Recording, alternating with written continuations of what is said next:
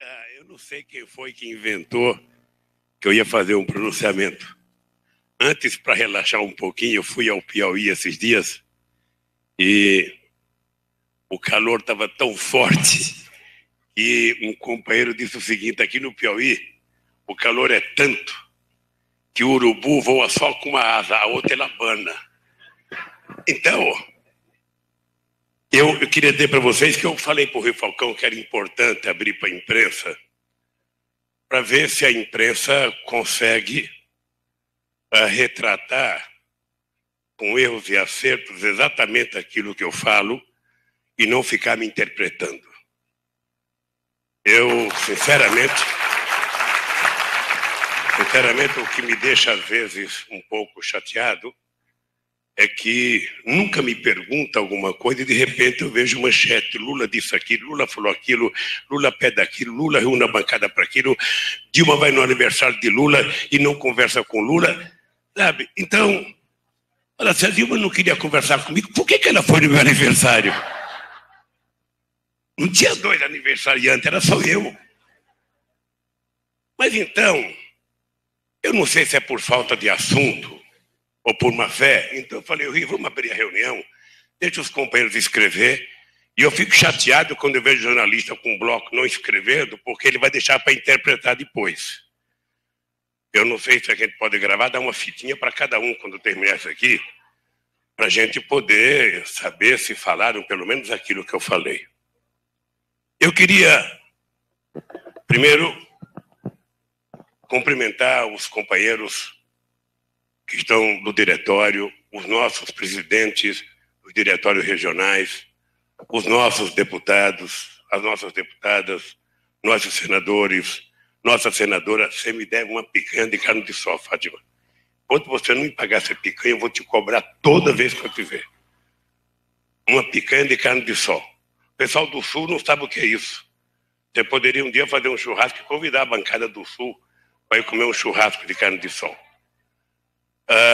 Eu quero cumprimentar o companheiro Rio Falcão, em nome da direção do partido, os dirigentes sindicais aqui presentes, dos movimentos sociais, e dizer para vocês que o que eu vou falar aqui é muito mais um pouco daquilo que eu estou vendo, uma parte daquilo que eu vivi quando estava na presidência, uma parte do que eu vivi na crise de 2005, e eu vou tentar compartilhar com vocês o que eu estou vendo nesse momento.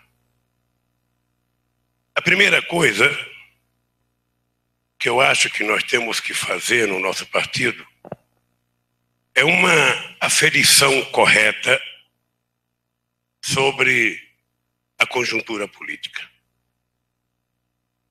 Certamente, nós não vivemos o nosso melhor momento.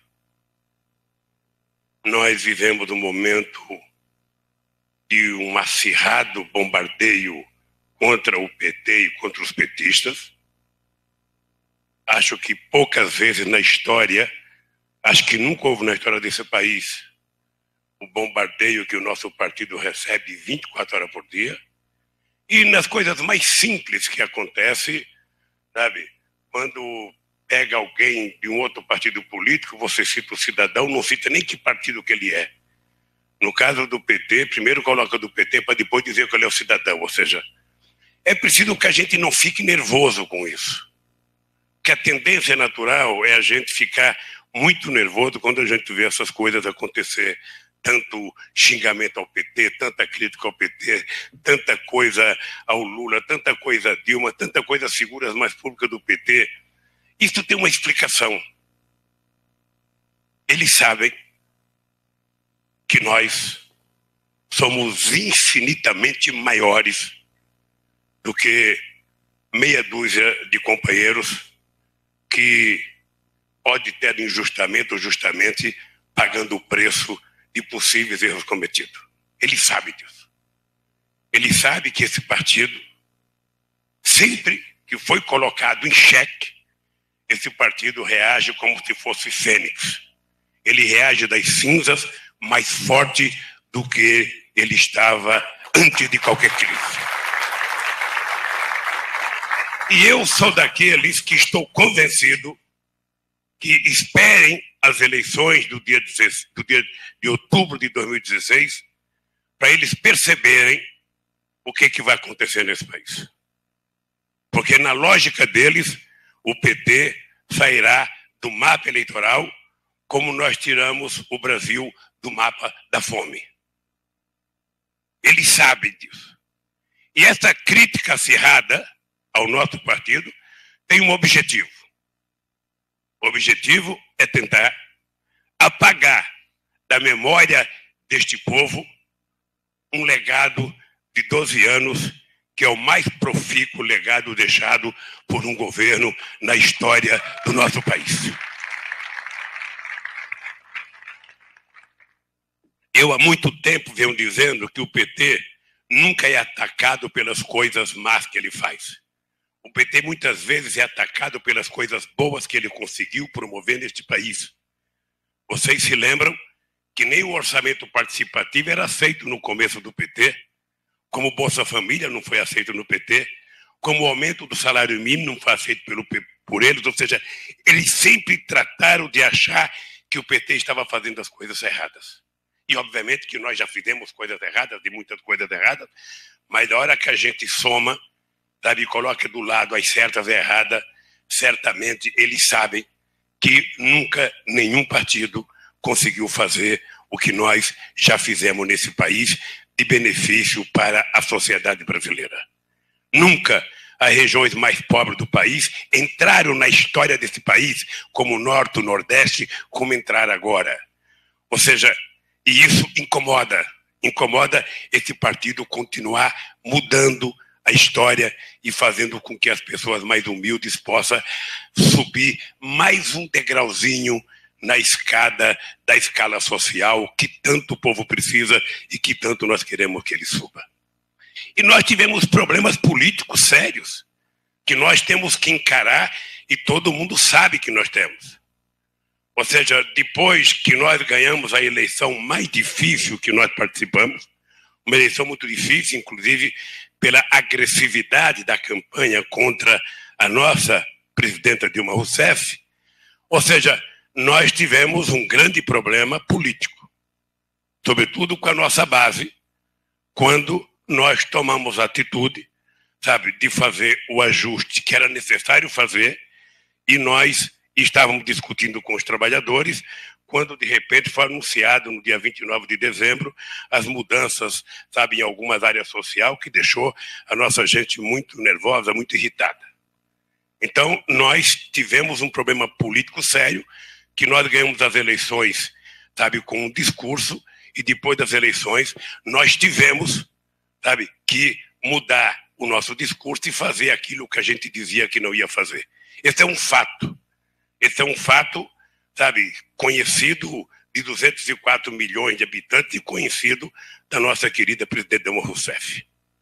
Ora, essa crise política ela se arrastou por muito mais tempo, não apenas por conta disso, mas ela se arrastou por conta do ponto de vista da construção da coalizão política. Eu queria lembrar os companheiros do PT, e eu sempre digo que seria maravilhoso se um dia o PT pudesse disputar uma eleição e o PT eleger 513 deputados, se não tanto, ou seja, 400 ou 300 e não sei quantos, 27 governadores, sabe? E o PT tivesse maioria absoluta. Vocês pensam que ia ter calma no Brasil? O PT ia brigar internamente como se fosse gente grande. E nós íamos ter quase que os mesmos problemas que nós temos, porque as divergências que nós temos internamente, elas não são menores do que outras divergências que nós provocamos aí fora. Então o ideal seria que a gente fizesse uma eleição e ganhasse uma maioria. Ou se não, o segundo ponto ideal seria que a gente tivesse ganho as eleições só com os partidos de esquerda. Só com os companheiros que pensam igual a gente. Mas não é possível também. Então nós temos que ganhar as eleições com quem participa da coalizão conosco. E nós construímos uma coalizão que é muito ampla. É uma coalizão que tem vários partidos políticos que, no espectro ideológico escrito por qualquer cientista político, seriam considerados partidos conservadores ou de direita. Mas se comportaram porque assumiram compromissos programados conosco de nos apoiar. E é com essa gente que nós temos que governar. E são esses companheiros que têm que participar do governo para a gente construir, não apenas a nossa governança, mas para a gente construir a nossa maioria dentro do Congresso Nacional. Qual é o problema que nós enfrentamos? O problema que nós enfrentamos é que, apesar de ter sido feito tudo isso, nós estamos percebendo que os partidos estão mais enfraquecidos. As direções dos partidos já não têm mais o poder que tinha há um tempo atrás. Os líderes do partido, e o Humberto conhece isso aqui, o Cibá conhece, os líderes do partido dentro da Câmara já não conseguem mais liderar sua bancada. Já não conseguem mais liderar sua bancada. Hoje os partidos funcionam por grupos de interesses, funcionam por regiões. Muitas vezes você acaba de fazer um acordo com o partido do Romênio aqui, que tem 15 deputados, faz um acordo com o Romênio, bate carimba, vai no cartório, passou a reunião, vem 3 caras e fala, ó, aquele acordo do Romênio não nos atende. Nós somos da bancada do partido do Guimarães, então nós precisamos de outra coisa, nós precisamos de mais um ajuste. E é assim que funciona a política. Quem está lá dentro negociando sabe perfeitamente bem, sabe, que está muito mais difícil você fazer um acordo com a direção dos partidos ou fazer um acordo com a direção com os líderes. Muito. O Guimarães tem um colégio de vice-líderes dentro dos partidos. Muitas vezes o vice-líder, cheio de boa vontade, ele apita menos do que eu em casa, na hora do almoço. Ou seja, não tem força, porque o que toca o companheiro que participa de um partido político é um atendimento de uma reivindicação sua. E às vezes uma reivindicação que não é nem nada importante, mas lamentavelmente é assim a vida política no país. Seria extraordinário se a gente fizesse um acordo programático e morresse ali, não tivesse que ser de cargo, não tivesse que ser de nada.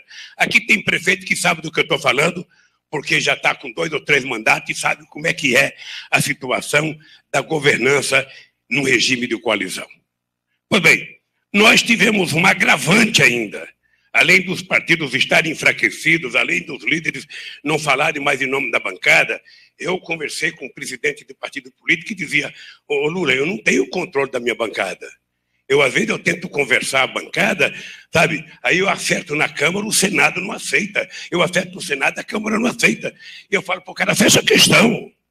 Aí eu não posso que as pessoas saiam do meu partido. Então ficou um pouco mais complicado fazer os acordos dentro do Congresso Nacional. E uma outra coisa que é importante dizer aqui, é que tem um componente novo, que é a força do Eduardo Cunha junto a um conjunto muito grande de deputados. E o Eduardo Cunha diz para muita gente que ele não lidera aquela quantidade de deputados. Aquela quantidade de deputados está insatisfeita com a gente. E por isso, a única coisa que ele faz é, sabe, aceitar, sabe, que eles coloquem aquilo que eles querem em votação. Se é verdade ou mentira, eu não sei. O dado concreto é que nós estamos vivendo uma situação de uma certa estranheza de comportamento no Congresso Nacional. Então, os partidos estão enfraquecidos, além do que tem muitos partidos. As bancadas hoje não obedecem mais à direção do partido, não obedecem mais aos líderes, cada um tem seu grupo, cada um tem seus jogos de interesse. E obviamente que o PT virou uma espécie de sapinho feio, ou seja, a coisa rejeitada. Ou seja, na medida que o partido começa a ser atacado, começa a ser acusado, muita gente começa a se afastar do PT. Nós chegamos ao cúmulo do PT não participar de CPI, coisa que o PT, como segundo partido, teria que estar em toda a CPI. Olha, como é que a gente resolve isso do ponto de vista político? Nenhum de nós gostaríamos que fosse assim. Nós gostaríamos que o PT tivesse uma situação diferente, que os outros partidos tivessem um comportamento diferente e que a gente pudesse, sabe, de forma muito civilizada, construir a nossa maioria e governar, e a Dilma nunca ter um problema quando mandasse um projeto para a Câmara. projeto, sabe, acordado junto com as lideranças, chegava na Câmara, comissão de justiça, comissão daquilo, faria como todo mundo diz. Quer governo não discute, quer no governo vota, sabe? Mas não é assim. Nem sempre as coisas acontecem assim.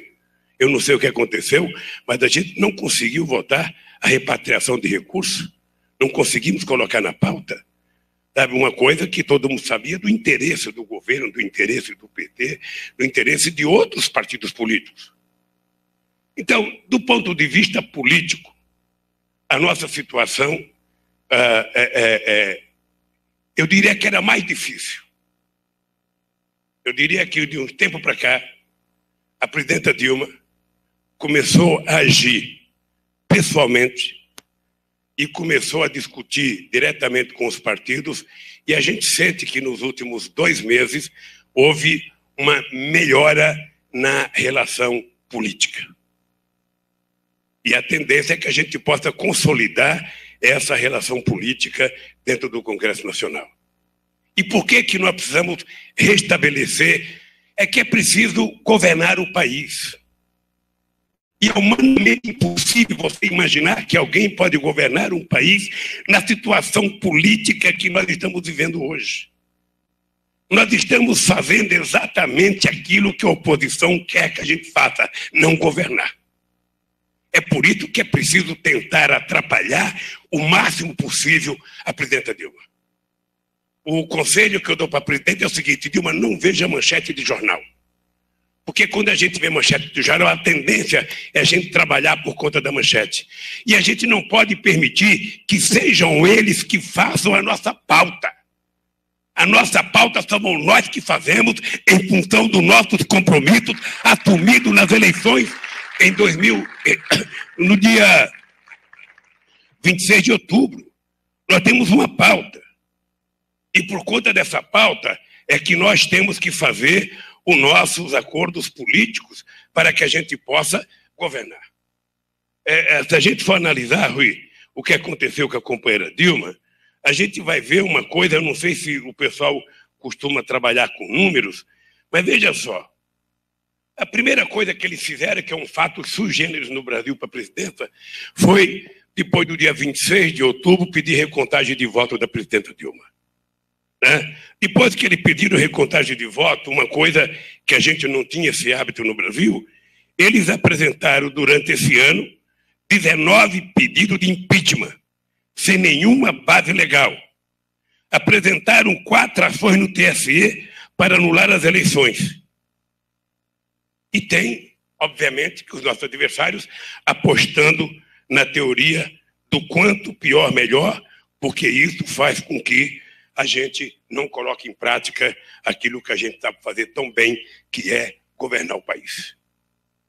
Ora, do ponto de vista político ainda, nós temos um problema que eu sei que tem companheiros que têm discordância, e é importante que a gente discorde para a gente poder chegar a concluir os consensos ou a maioria necessária para a gente fazer a política. Eu, às vezes, eu não ia tocar nesse assunto, mas você tocou e vou tocar. Eu acho que, às vezes, nós, enquanto partido, ficamos com dúvida de qual é o nosso papel. Qual é a prioridade zero do nosso partido no Congresso Nacional hoje? Se a gente quiser começar a governar esse país de fato.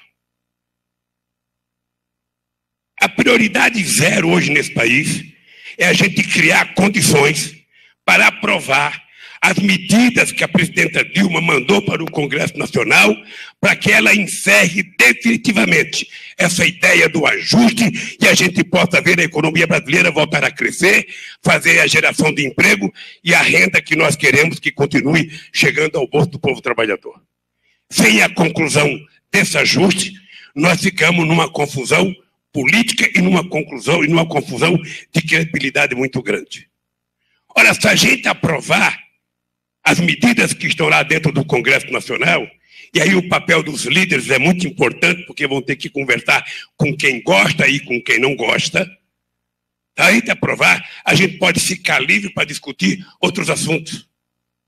Depois a gente tem uma segunda coisa para a gente discutir, que eu acho que é muito prioritário, que é o impeachment.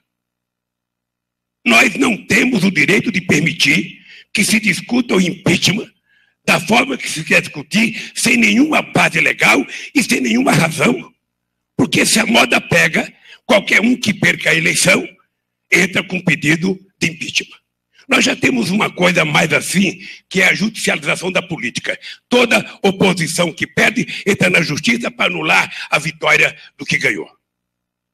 E nós temos coisa fantástica no Brasil. Nós temos governadores que foi cassado faltando 6 meses para as eleições, depois foi cassado como governador, depois foi candidato a senador, se elegeu e ganhou 8 anos de mandato. Na verdade, a punição foi um prêmio. Então, nós precisamos ter em conta isso. E aí entra aí a questão do Eduardo Cunha. Eu acho que se a gente inverter a lógica, eu acho que era importante vocês conversarem com como é que fala? A base política da presidenta Dilma no governo. Porque nós não podemos ficar mais 6 meses discutindo ajuste.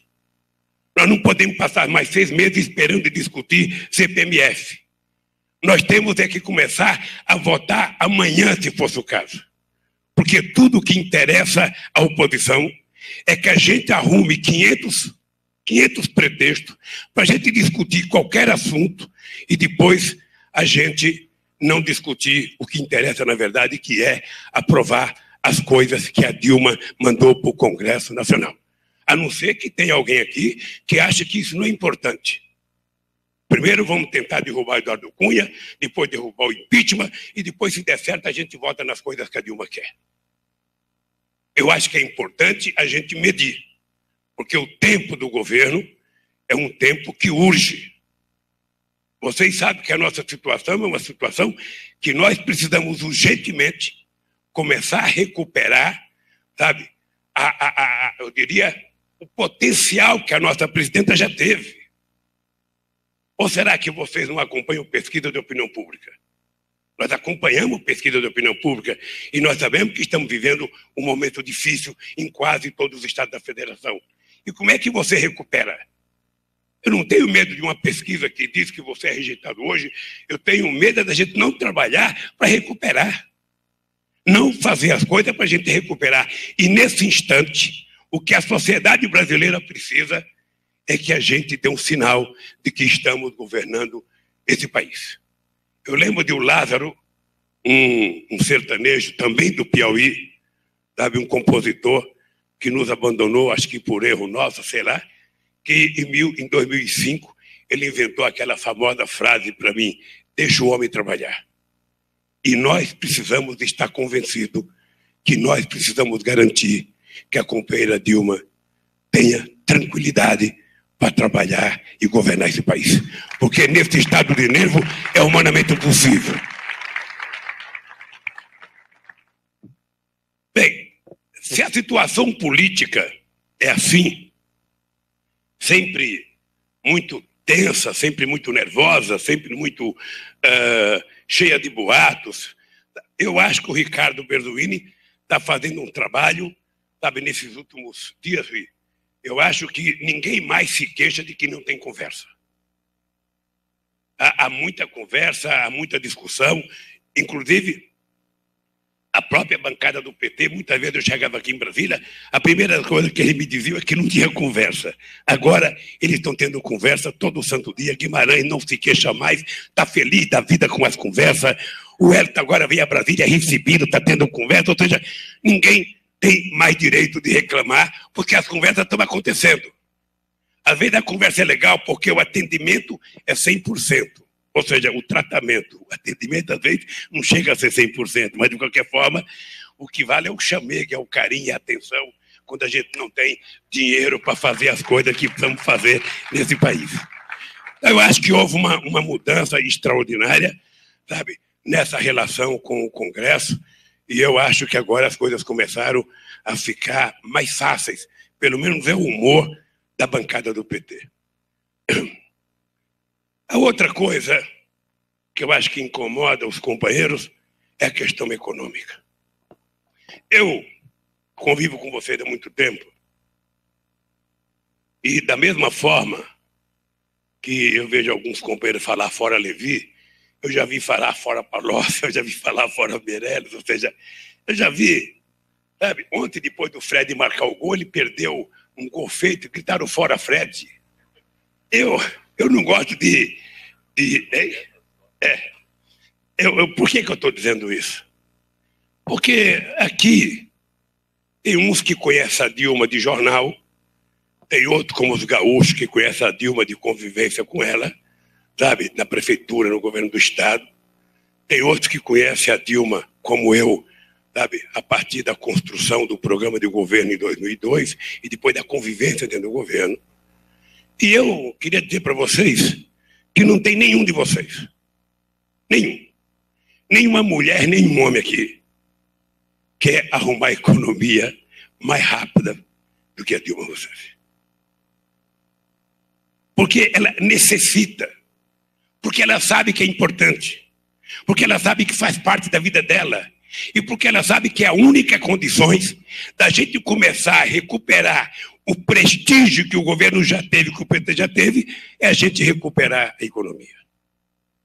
Certamente que a cabeça da Dilma, toda noite ao deitar, fervilha como fervilha a cabeça do Rui Falcão, a cabeça do Raul Ponte, a cabeça, sabe, do Wellington, ou seja, sabe, pensando no aumento do salário mínimo, pensando em diminuir a inflação, pensando em aumentar a massa salarial, pensando em fazer o PIB voltar a crescer, pensando em voltar a aumentar, sabe, as nossas exportações, a aumentar o consumo interno, a ter mais emprego, a ter mais crédito. Obviamente que a cabeça dela pensa assim.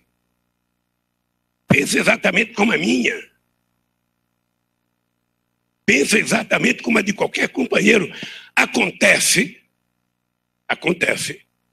que nem sempre, quando a gente está no governo, a gente consegue executar as coisas como a gente gostaria.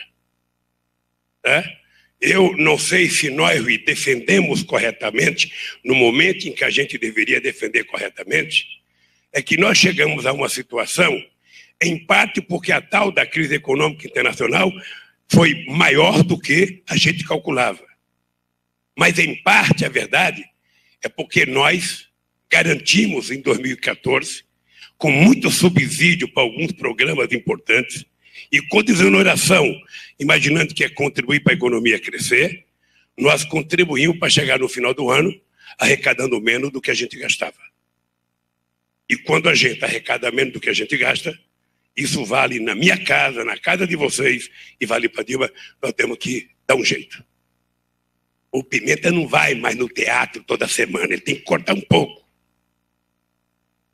Lá em Santa Maria deve ter uns 2 teatros, ou seja, ele não vai, sabe, ele não vai no restaurante pagar almoço para os companheiros do PT quando ele desce no aeroporto em Porto Alegre, ele vai ter que cortar. Ora, é importante lembrar que nós chegamos em dezembro de 2014 com apenas 4,8% de desemprego nesse país. Esse é um fato. Eu fui dirigente sindical durante muito tempo. Eu jamais imaginei que a gente pudesse chegar no Brasil a 4,8% de desemprego. Isso era coisa para a Alemanha, isso era coisa para a Finlândia, para a Dinamarca, para a Noruega, para a Holanda. Não para um país como o Brasil. E, obviamente, que isso teve um preço.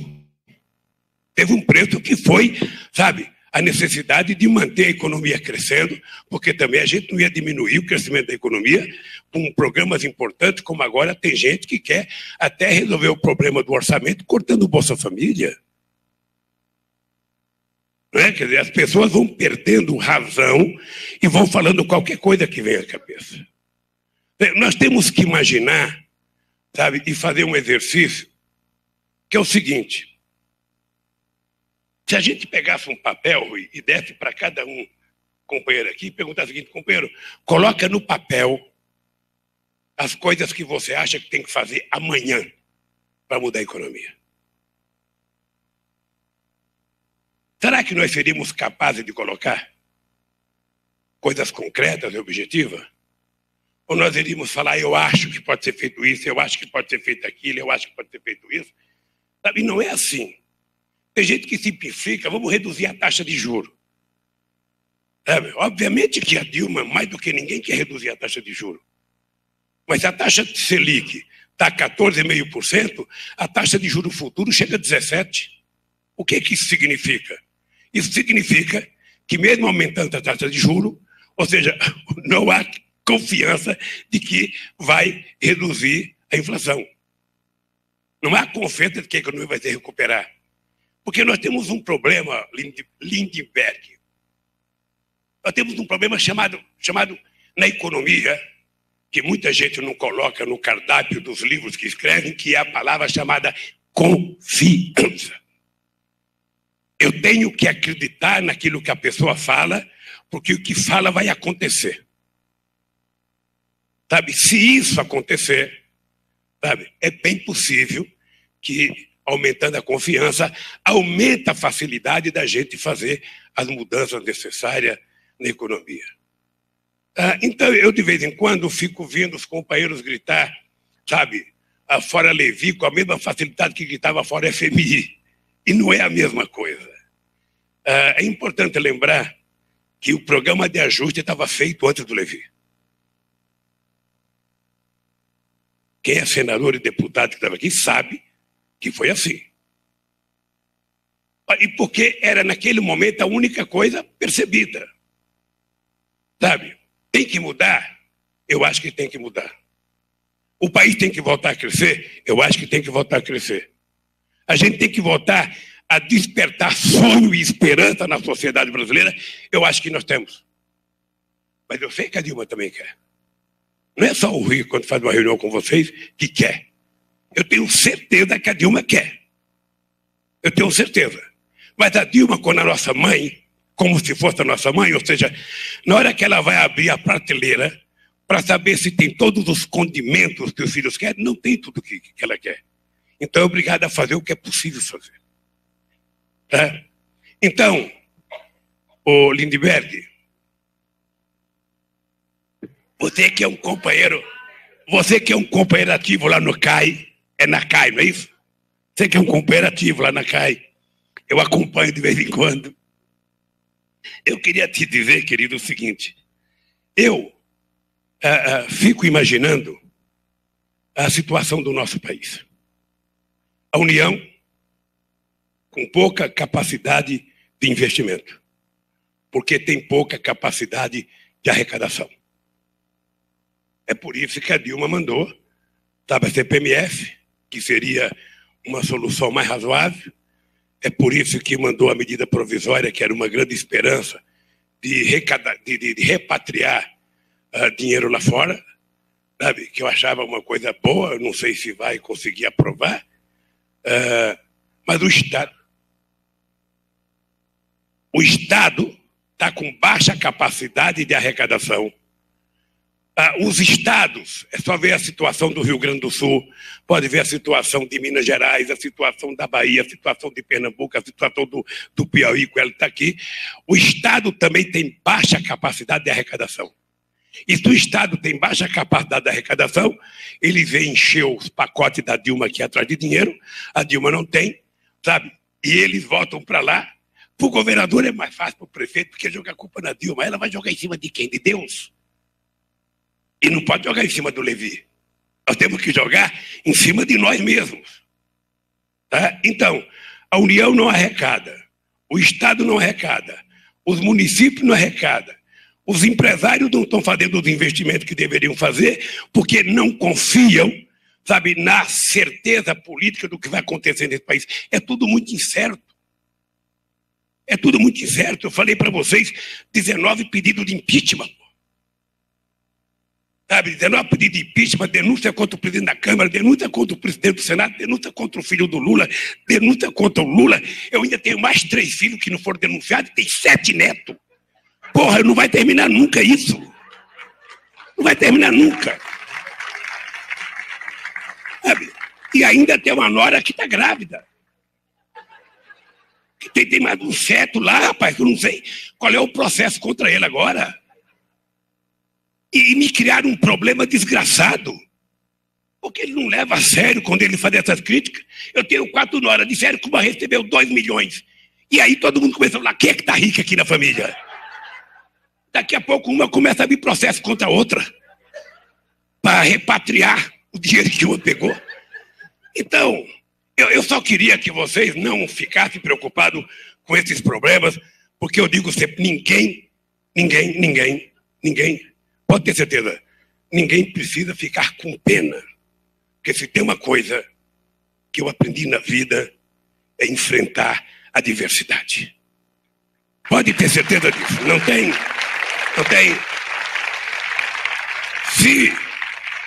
Se o objetivo é truncar qualquer perspectiva de futuro, sabe? Então vão ser 3 anos de muita pancadaria. 3 anos. E pode ficar certo, eu vou sobreviver. Pode ficar certo. Eu não sei se eles sobreviverão com a mesma credibilidade que eles acham que têm. Mas eu vou sobreviver. Tá? Então, eu acho que nós temos que, nesse instante, ter em conta que a recuperação da economia é o melhor trunfo que nós temos, inclusive para recuperar o nosso governo diante, sabe, da sociedade, diante dos trabalhadores, diante daqueles que votaram na gente em outubro, dia 26 de outubro de 2014. Sabe, a economia é a melhor coisa para a gente recuperar isso. É através da economia que a gente vai conseguir mostrar que as coisas começam a melhorar. Porque, vamos ser francos, gente, o nosso povo, ele aprendeu a subir o 2º degrau, o 2º andar, sabe, da senzala. Ele aprendeu, ele estava querendo chegar no 3º. Aí veio uma crise, deu uma bloqueada, ele ficou pensando, porra, será que eu vou descer? Vão fazer eu apiar? Será que eu não vou mais pro meu Piauí de avião? Será que eu vou ter que voltar a pegar ônibus outra vez? Sabe? Será que eles vão mexer na Minha Casa Minha Vida? Será que vão mexer no programa de alimento que nós fizemos? Será que vão... Não, gente, eu vou contar uma coisa para vocês. Nós, então, temos que ter claro. Então, veja, nós temos a União sem capacidade de investimento, o Estado sem capacidade de investimento, o município sem capacidade de investimento e os empresários não querem fazer investimento. Se o governo não faz, as prefeituras não fazem, os estados não fazem, os empresários também não fazem. Aí a economia para. É? Nós temos 2 formas, Lindbergh, 2 formas. Uma é aumentar imposto. Aumentar imposto é uma delas. Agora, ela é mais difícil de acontecer quando a gente está fragilizado na política, sabe? Quando tem muita confusão dentro da Casa Legislativa. É mais difícil. Tá? Mesmo assim, eu acho que há um esforço extraordinário do governo de construir essa maioria para votar as principais coisas que o governo precisa. E aí, os nossos líderes têm que negociar com o presidente da Câmara e têm que negociar com o presidente do Senado. Porque eles existem, presidem, e é com eles que nós temos que negociar muitas das coisas que nós queremos votar. Bom, se a gente não aprova imposto, tem outra coisa para a gente fazer. Eu não vejo muitas opções. Eu vejo que nós temos que fortalecer uma grande política de crédito nesse país. Uma grande política de crédito. Eu acho. E já está acontecendo. Vamos ver o seguinte. O Banco do Brasil já está começando a financiar as chamadas cadeias produtivas. O que significa isso? Eu posso pegar um exemplo. O Banco do Brasil pega uma empresa mãe que tem 500 fornecedores, ele empresta dinheiro para essas empresas pequenas, a taxa de juros que paga a empresa mãe, que é normalmente mais barato. Paulo Camoto costuma chamar isso de crédito consignado jurídico. Sabe? Ex-presidente do Sebrae é duro, né, bicho? O cara sofisticou. Então, pega a Petrobras, que tem não sei quantos mil fornecedores. A Petrobras consegue pegar juros no mercado mais barato do que uma empresa de 200 trabalhadores. Então, a Petrobras emprestaria o dinheiro, sabe? A Petrobras seria avalista dessas empresas e elas pegariam o dinheiro, a taxa de juros que a Petrobras pegaria. que é um jeito da gente tocar a economia. Já tem aí uns 800 milhões emprestados para várias empresas, sabe, que eu acho que é um caminho extraordinário. O outro, na minha opinião, o que eu estou copiando aqui foi do discurso do Wagner da CUT, sabe, no congresso da CUT. O outro é você pegar, sabe, os microempreendedores individuais e micro e pequena empresa e criar uma linha específica para eles. Sabe?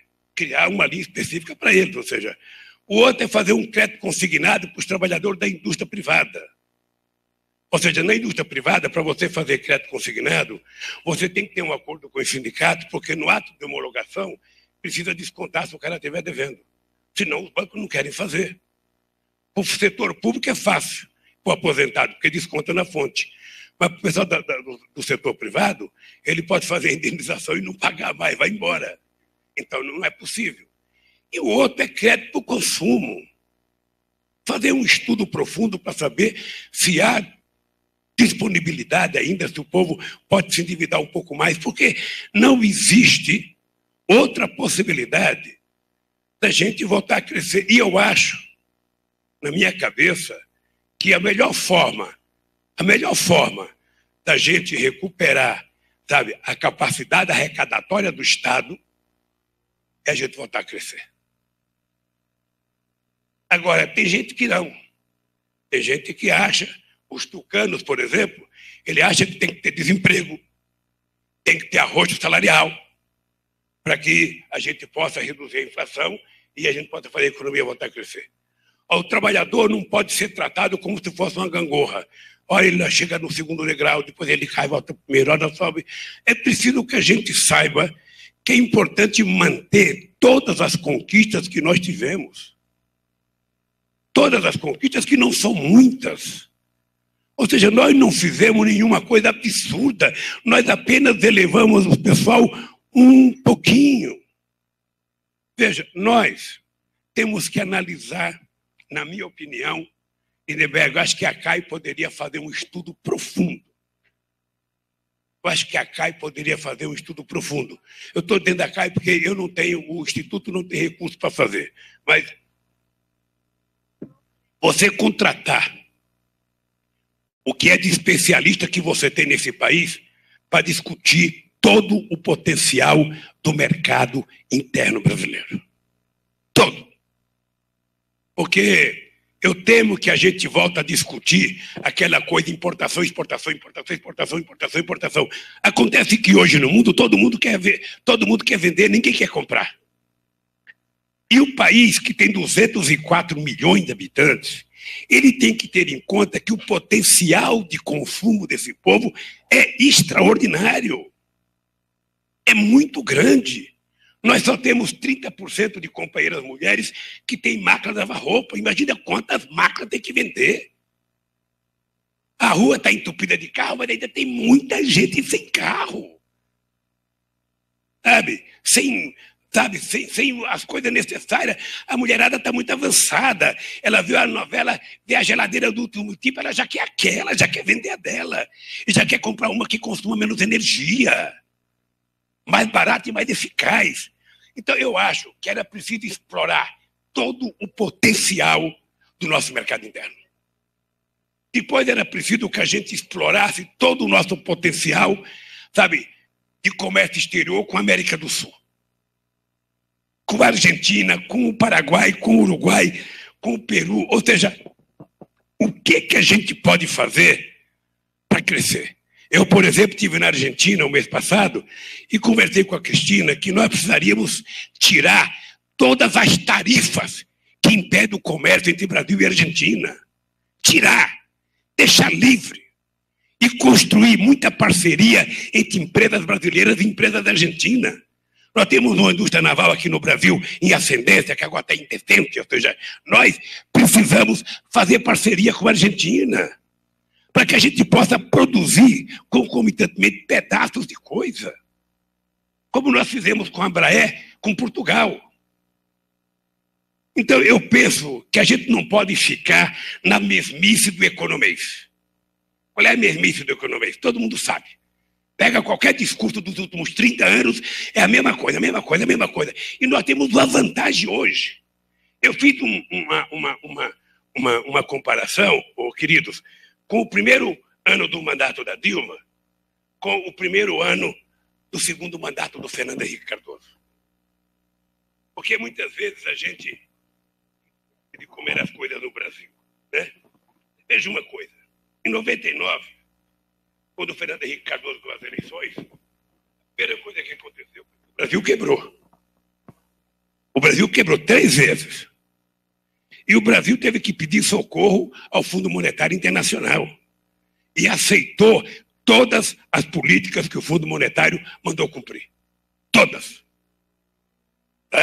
E o governo não conseguia passar um ano se ele não tivesse que pegar dinheiro para fechar as contas. Você veja, em 99, o Brasil tinha apenas 13 bilhões de dólares em reservas. Hoje nós temos 370 bilhões de dólares. A dívida interna em 99 era 48% do PIB. Hoje é 35%. A taxa Selic, que vocês acham alta, 14,5% alta, taxa alta. No governo dele era 45%. 45%. O desemprego dele, do segundo mandato, era 12%. O nosso é apenas 7,5%. Eu digo apenas porque são poucas vezes na história que o Brasil conseguiu ter uma taxa de desemprego nesse sentido. Então, veja, quando eles ficam criticando a gente, nós temos que mostrar isso para eles. Parem de ser bestas. Parem de criticar, sabe? Sem justificar o que vocês fizeram nesse país.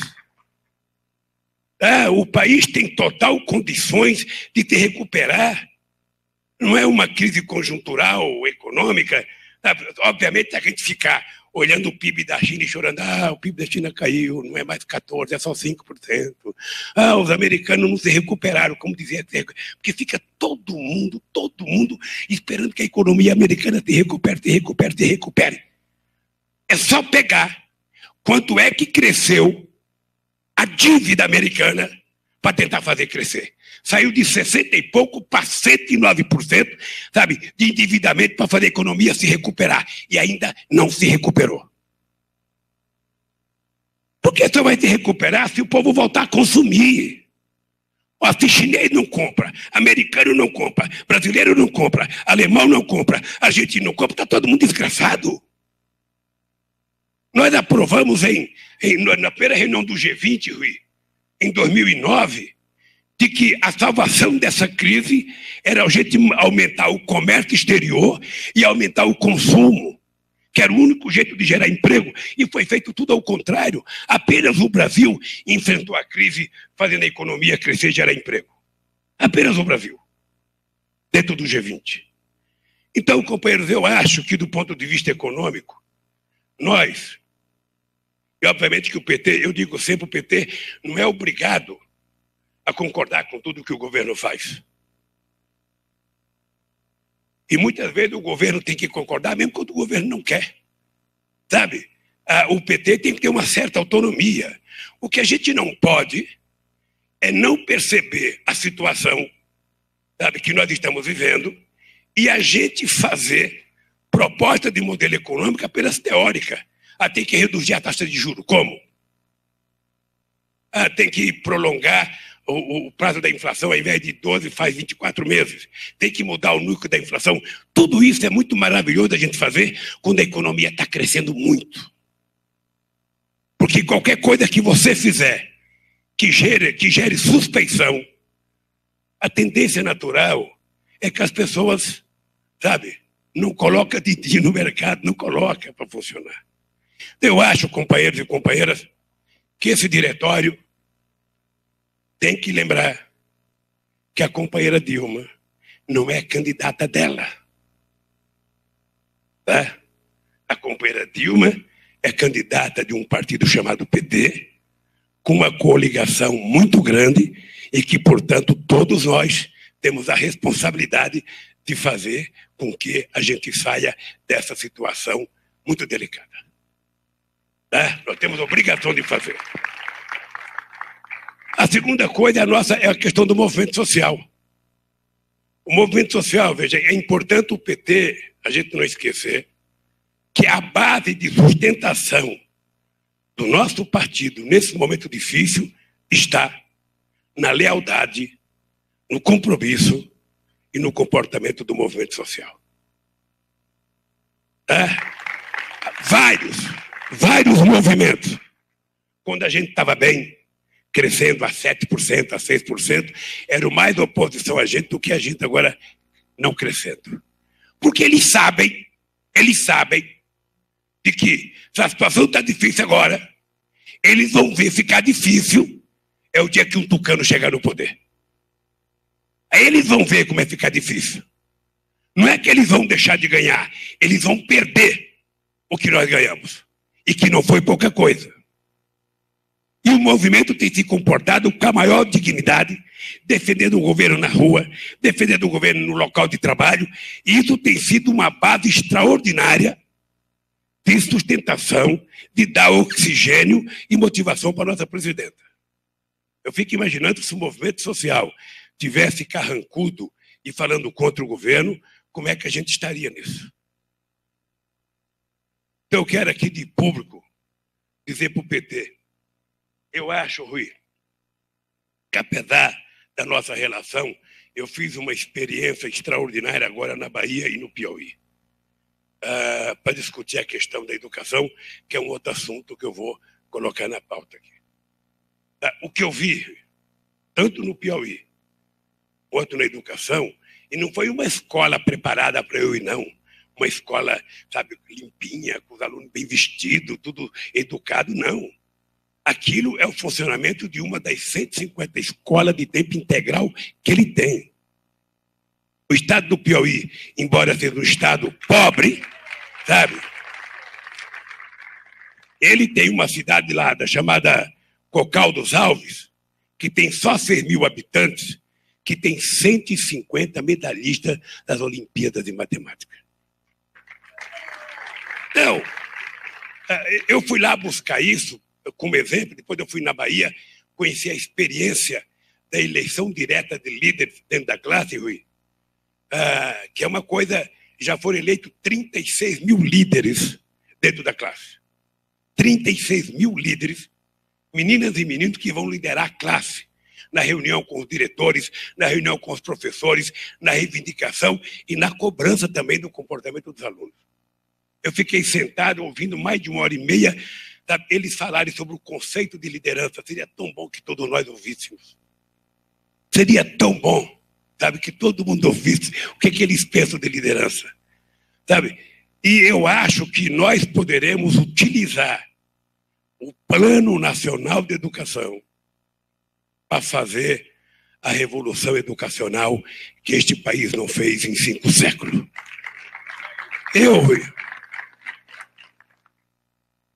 Eu sinto que toda vez que eu vou conversar com as crianças, eu faço questão de dizer uma frase, Tião, que é o seguinte, eu vou dizer lá no Acre.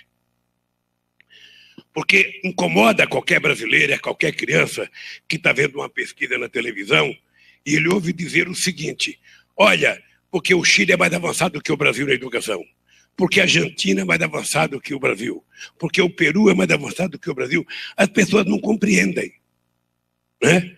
E olha que nós evoluímos muito na educação nesses 12 anos. Evoluímos muito. Mas eu digo para as crianças, sabe por que o Brasil está atrasado em relação aos outros países? E conta a seguinte história. Quando Cristóvão Colombo chegou a Santo Domingo em 1492, 15 anos depois, de 1507, já tinha uma universidade em Santo Domingo. No Peru já tinha universidade em 1550. Na Bolívia, em 1640. No Brasil, somente em 1922. Teve faculdade de medicina, teve faculdade de direito, mas universidade, enquanto universidade, só 420 anos depois. É uma vergonha, gente. É uma vergonha. O atraso a que nós fomos submetidos durante muito tempo. Então, recuperar isso significa que o PT, além das suas questões ideológicas e além da sua aptidão pelo economicismo, que eu acho que é vício da origem sindical, sabe, de uma parte do PT que é que nem sindicalista, é tudo uma luta economicista, tudo termina no economicismo. Nós precisamos colocar a educação no centro das bandeiras que o PT tem que levar para a rua para organizar o povo. E aí, sabe, tanto Sem Terra, quanto a CUT, quanto os sindicatos, quanto os padres, quanto os pastores, todo mundo precisa colocar as 20 metas do plano de meta, porque ela tem data e tem prazo de vencimento. É em 2024. E ela trata com muita perfeição da creche à universidade. Então, esse é o momento da gente fazer, sabe, uma motivação boa para fazer oposição ao a gente não é governo e da gente cobrar dos nossos prefeitos e dos nossos governadores. Tá? Quando a gente chegar, sabe, lá no Almeida, em Guarulhos, que ele estiver todo vaidoso e você pergunta, ô companheiro Almeida, como é que está a educação em Guarulhos? Aqui é demais, aqui é bom, aqui você não sabe. Aí você pergunta, onde é que está seu filho? Ele está na sua escola? Ah, não, ele está noutra. Então, meu caro, se é boa, seu filho deveria estar nela. Se seu filho não está, porque ela não é, essa boa. E assim, sabe, nós tentamos fazer os sindicalistas colocar dentro da fábrica a propaganda dos 20 metas, as 20 metas da educação. A gente colocar, a nossa prefeitura obrigar os ônibus a colocar dentro do ônibus as 20 metas para a educação. E com prazo. Para que a gente possa criar uma coisa que eu vi no Piauí e ouvi, tanto de aluno como de diretor de escola. Se não houver uma integração da comunidade com a escola, alunos, pais, mãe e comunidade, a gente não consegue criar a escola de qualidade que a gente pensa criar. Tem que haver uma espécie de confraria entre a comunidade, os alunos e os professores. Um professor não é aquele que entra na sala de aula só para dizer, olha, Portugal descobriu o Brasil. O Montefuji fica no Japão. Um professor, segundo eles, um professor que motiva dele ir para a escola é aquele professor que, além das matérias, está preocupado com o eu. Está preocupado com a vida do aluno dentro e fora da escola. Como é que é a família dele, como é que vive a família dele, se o pai e a mãe estão bem, se ele é tratado, sabe? Porque aí o aluno se sente como um companheiro do professor. Eu vi depoimento, está gravado, certamente em algum momento vocês vão ver, mas é uma coisa que eu não sabia que a gente já tinha avançado tanto. E a educação pode ser um grande instrumento que a gente tem para ir para a rua. Além de defender o nosso governo, além de continuar, sabe, sonhando e desejando, sabe, que a política econômica possa voltar a fazer o país crescer, nós temos que ter outras coisas para ir para a rua. E aí não é só o PT. Aí é o PT, aí é o movimento social, porque eu acho que a educação é a única coisa que é unanimidade nesse país. Quando o Guxiguei era vivo, ele fez uma pesquisa na Secretaria de Assuntos Estratégicos. A educação era a única coisa que tinha 100% de unanimidade. Quando você perguntava qual é a coisa que você mais deseja, escola de qualidade para o meu filho. Aí quando você perguntava, é possível? Mais de 50% não acreditava que era possível. Então, nós agora temos que mostrar que é possível. Eu fui na escola dele e fui na Bahia, deve ter outros em outros estados, no Rio Grande do Sul, em Santa Catarina, em São Paulo, deve ter outros modelos no Rio de Janeiro de que é possível. Então, ao invés da gente trabalhar apenas com as coisas ruins, vamos colocar as coisas boas na nossa pauta para a gente dizer que é possível, sim, a gente continuar construindo um outro país como nós construímos nesses 12 anos. Por isso, queridos companheiros e companheiras, eu queria tocar nesses assuntos. Vocês sabem que a economia é uma coisa que eu não entendo, mas eu gosto. Eu entendo só do lado da reivindicação, porque a vida inteira eu só aprendi a reivindicar. Mas eu acho, queridos companheiros, que nós não temos muitas alternativas. Nós não temos. E eu acho que nós temos que entender, sabe, que não existe um jeito da gente ficar esperando que alguém tenha dó da gente e faça o que a gente tem que fazer. Sabe? Eu estou muito esperançoso sabe, de que a gente aprovando essas coisas que tem que aprovar no Congresso Nacional, a gente vai dar um salto de qualidade, sabe, para pensar outras coisas. É plenamente possível pensar outras coisas, porque se a gente não pensar, a gente corre o risco de chegar o ano que vem com o PIB decrescendo, com o desemprego aumentando e o salário, sabe, caindo. Isso é o que pode acontecer de pior para um partido político que vai disputar as eleições. Por último, Rui, para fechar aqui, eleições. Eu queria dizer para vocês uma coisa que eu aprendi com o Pimentel. Não é nem qualidade minha isso. Mas o Pimentel me chamou a atenção do seguinte: a gente não pode aceitar o discurso de que a eleição no Brasil é a eleição do clima de Belo Horizonte, ou é a eleição do clima do Rio de Janeiro, ou é a eleição do clima de São Paulo. Cada cidade é uma eleição com uma realidade, com uma cultura, e que normalmente o povo vai votar em função da realidade da sua cidade. Se o povo de uma capital está nervoso, isso não interfere no voto do cidadão lá da minha Garanhuns ou da minha Caetés ou de qualquer outra coisa. Portanto, nós temos que estar preparados para surpreender os nossos adversários nessa campanha. Inclusive, eu vou dizer de uma cidade que eu conheço. Uma cidade que eu conheço que vocês podem dizer: esse cara é otimista pra cacete, e só. Pode ficar certo que nós temos chance de ganhar a capital de São Paulo. Pode ficar certo. Se a gente ficar analisando as pesquisas feitas na Avenida Paulista, não. Nós nunca ganhamos lá. Eu nunca ganhei lá, a Erundina nunca ganhou lá, a Marta nunca ganhou lá e o Haddad não ganhou lá. Nós temos que olhar é que toda cidade, apesar da zona rica, tem uma maioria de zona de média para pobre. E é exatamente nessa periferia do Rio de Janeiro, nessa periferia de Belo Horizonte, nessa periferia de São Paulo, é que está a nossa força. É que está a nossa força. Sabe, no que eles chamam de grotões, sabe, das pessoas mais pobres, nós ganhamos e eles ganham nos grotões das pessoas mais ricas.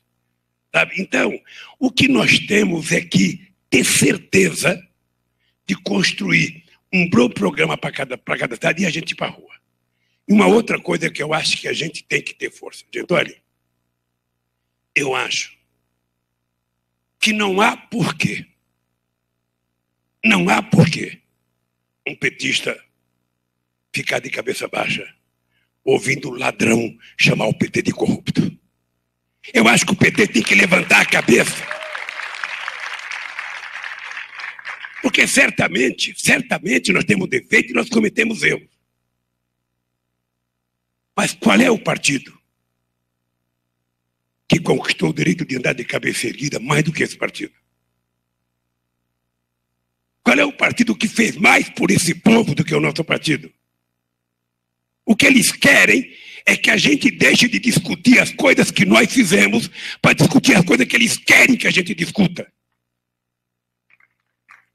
Eles não aceitam isso. Então, Almeida, você está no final do mandato. Depois de 8 anos, eu sei que é cansativo. Você, Marinho e outros companheiros, sabe? É o seguinte, não tem outro jeito, meu caro. Não tem outro jeito. Em época de dificuldade econômica, a gente tem que ir para a rua, colocar uma pregada roda, sabe, conversar cada com cada, a pessoa vai reclamar, você vai explicar para a pessoa. Não tem, a única coisa que não vale é se esconder. É a única coisa que não vale é se esconder. Ou seja, é nessa hora que nós temos que ir para a rua. Porque senão, que partido que nós somos? Eu vejo de vez em quando dizer, não, porque tem cara que quer sair do PT, tem quem quiser sair, que saia. Esse partido, sabe, tem porta aberta para entrar e porta aberta para sair. Sabe? Esse partido, a mesma porta aberta, cheia de carinho, que a gente abriu para as pessoas entrar, ela estará aberta, cheia de carinho para a pessoa que quiser sair. E ainda vamos tratar as pessoas com o mesmo carinho que tratava quando estava conosco. O que não dá é para a gente, sabe, não disputar com companheiros, sabe, que na primeira dificuldade o cara quer puxar o carro. Esse, na verdade, eu acho que é pouco companheiro. Eu prefiro aqueles, sabe, que vão até o fim. Então eu acho que o partido tem história, o partido tem tradição, o partido tem legado. Você veja, se o Raul Feio, se o Raul Ponto, um cara carrancudo daquele, foi capaz de governar Porto Alegre e fazer uma administração do cacete, o Olívio Dutra, o Tarso Genro, por que a gente não pode fazer em todos os lugares? Nós servimos de modelo até ontem. Então nós temos que pegar as coisas que nós fizemos e recontar para esse povo. Porque ninguém, Raul, lembra do tempo que vocês foram prefeito em Porto Alegre, não. As pessoas esquecem. A imprensa tenta fazer com que as pessoas não saibam e nós também não falamos. Então, defender o nosso legado é da nossa responsabilidade. O que o Caetano fez em Camaçari, se ele não brigar para mostrar o que foi feito, os adversários vão mostrar só desgraça. Eu vou contar uma coisa. Ontem eu fiz uma entrevista com 4 crianças da Cidade da Mar. E as crianças perguntaram para mim se eu tinha orgulho do que eu fiz no Brasil. Eu falei, tenho. Se tem uma coisa que eu tenho orgulho, é de